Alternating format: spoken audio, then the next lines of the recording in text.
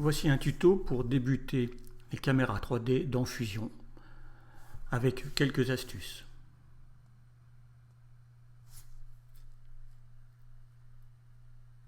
Alors, je vais créer une nouvelle timeline et je vais aller sur l'onglet Effets. Je vais prendre Composition Fusion que je glisse sur ma timeline.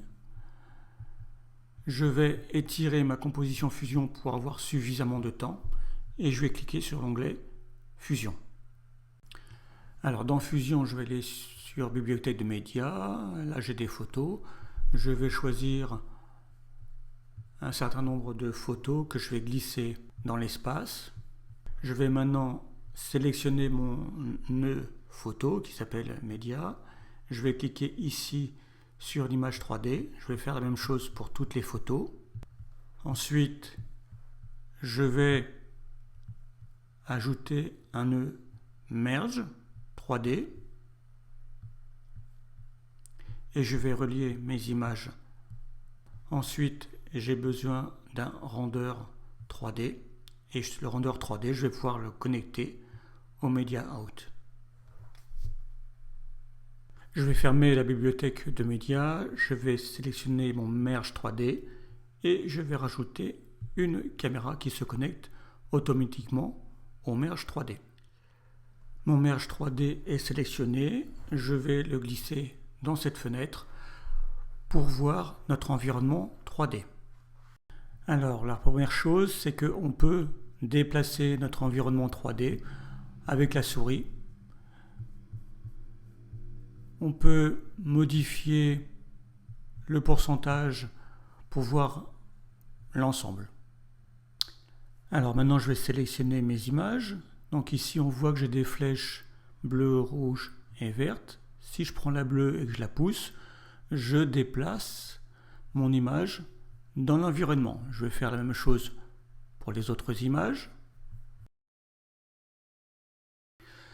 Je peux aussi sélectionner l'image directement dans l'environnement et la déplacer en fonction de mes besoins. Je vais maintenant sélectionner ma caméra 3D. On retrouve donc les mêmes éléments. Je peux donc jouer avec ma caméra et ici je vois le résultat. Ici nous avons deux icônes. Donc le premier qui est sélectionné permet de voir apparaître les flèches et de faire des modifications sur l'axe des X et des Y. Si on clique sur Transform, ici on voit que j'ai modifié les X, les Z. Là j'ai modifié les Y.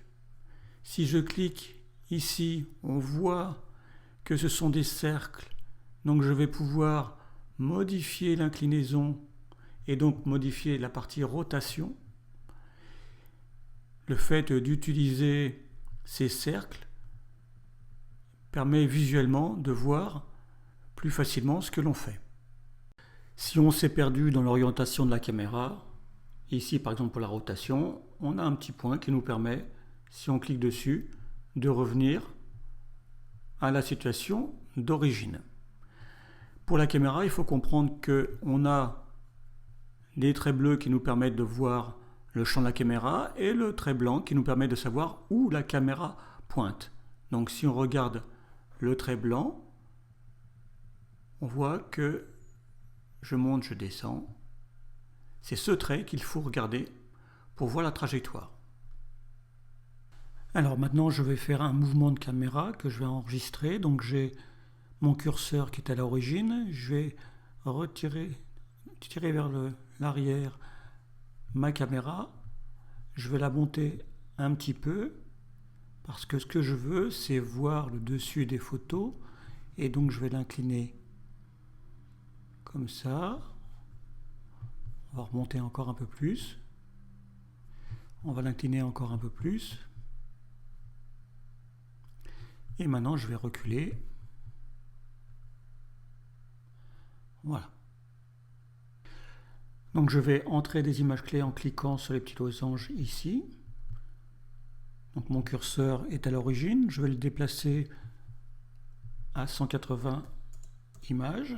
Et je vais aller pointer sur le nœud ici de la caméra qu'il sélectionne les 3 axes en même temps et je vais déplacer manuellement ma caméra jusqu'ici. On va regarder le mouvement.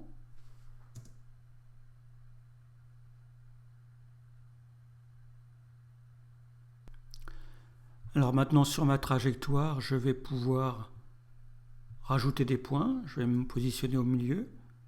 Alors avant, je vais rajouter des images clés sur les Y et les Z de la rotation pour pouvoir faire des modifications dans tous les sens. Ma caméra est sélectionnée. Je clique ici et comme tout à l'heure, je déplace ma caméra tout en regardant le résultat et je vais faire pivoter ma caméra. Et maintenant, si je regarde rapidement,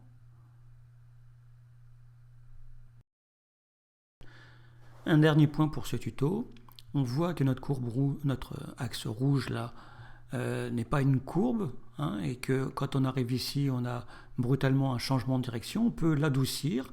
Pour cela, j'ai toujours la caméra 3D de sélectionner. Je vais aller sur cette icône, la spline. Je vais sélectionner ici pour tout voir. Je vais cliquer là pour utiliser la surface totale. On va même l'agrandir un petit peu. Je vais sélectionner toutes mes images du milieu et je vais cliquer sur cette icône là et vous allez voir que ici ça va s'arrondir. Voilà, je ferme Spline et je vais regarder le résultat.